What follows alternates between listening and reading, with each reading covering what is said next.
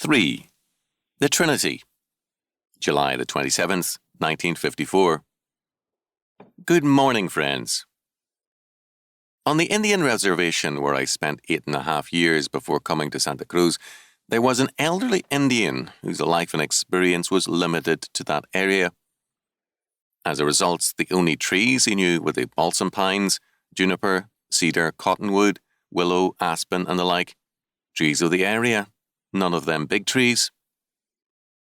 You can imagine his disgust when, some years ago, he heard a missionary speak about the big redwood trees on the slopes of the Sierra, describing one tree in particular as so big that his car and even a bus could drive through the hollow centre of that living redwood.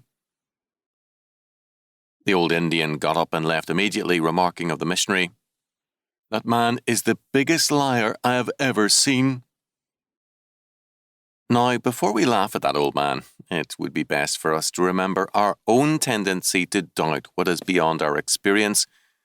We tend to limit the possible to what we know and to what we believe is possible. We have another feeling. We tend to be interested in all things only because of their relation to us. We tend to be interested in people only because of what they mean to us, rather than what they are in themselves. Their money, sometimes, but more usually their personality, their background, our common opinions and interests. These things draw us together and hold us. But let a person become sick, helpless, and removed from our everyday life, and the tie immediately begins to snap. We feel sorry for the person, but most of us find it more and more difficult to maintain the contact unless we, too, are undergoing a like experience. Man gives meaning to things as he experiences them, and he similarly strips them of meaning as they become remote and meaningless to him. This is his basic selfishness and his sinfulness revealing itself. As Christians, we tend to do exactly the same thing with God. We are only slightly interested in God as he is, the triune God, and mainly interested in God in his relationship to us. We want to think of God exclusively in relationship to our salvation and providential care, in terms of what he can do for us, in terms of our experience of him, rather than in terms of himself.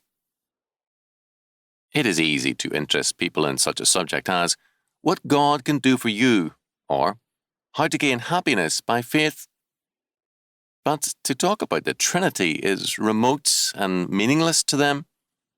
Just as some people are interested in us only for what we have and do not really know us as a result, so people only interested in God in his relationship to man really never see God as he is. God as he is in himself is God the Trinity, Father, Son, and Holy Ghost, each equally one God, complete and absolute, three persons yet one God, each possessing the indivisible divine essence in all power and perfections. God reveals himself as one God who is triune. This is beyond our experience and conceiving, although we can see a hint of its meaning in creation. The world is one yet many, a world with a common existence and law, yet containing so amazing a variety of forms without doing anything to mar the unity. In fact, the multiplicity and variety of creation speaks all the more eloquently of this unity, derived from its creator. God is complete in himself and is from all eternity triune. Creation was no necessity or need on God's part, and God is therefore not exhausted in his relationship to creation. That is, there is more to God than relationship, just as there is more to us than our contact with people during the course of a day. If people have no desire to see us or know us beyond our relationship to them, then they no more know us than we know a waiter who appears, takes our orders, serves us, and is gone. Because God is our creator, all creation does reveal him, and all his dealings with us show forth his nature.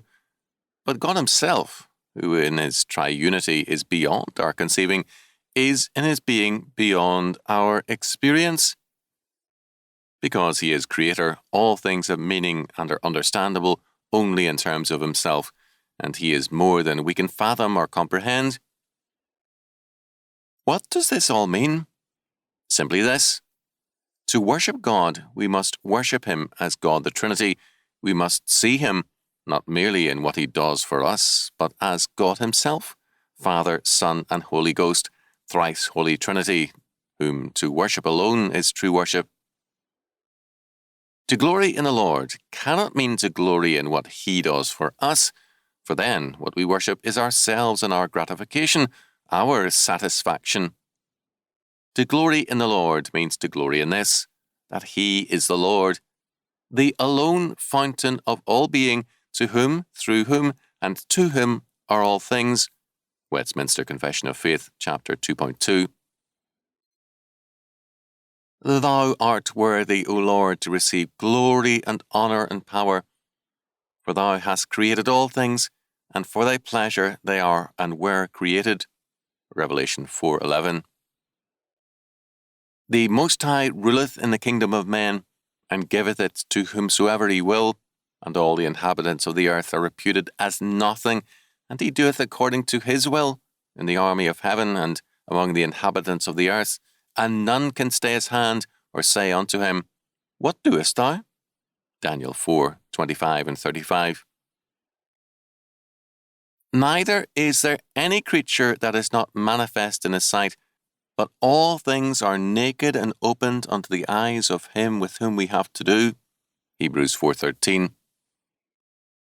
Oh, the depth of the riches, both of the wisdom and knowledge of God! How unsearchable are his judgments, and his ways past finding out. For who hath known the mind of the Lord, or who hath been his counsellor? Romans 11:33 and 34. Great is our Lord, and of great power. His understanding is infinite. Psalm 147:5.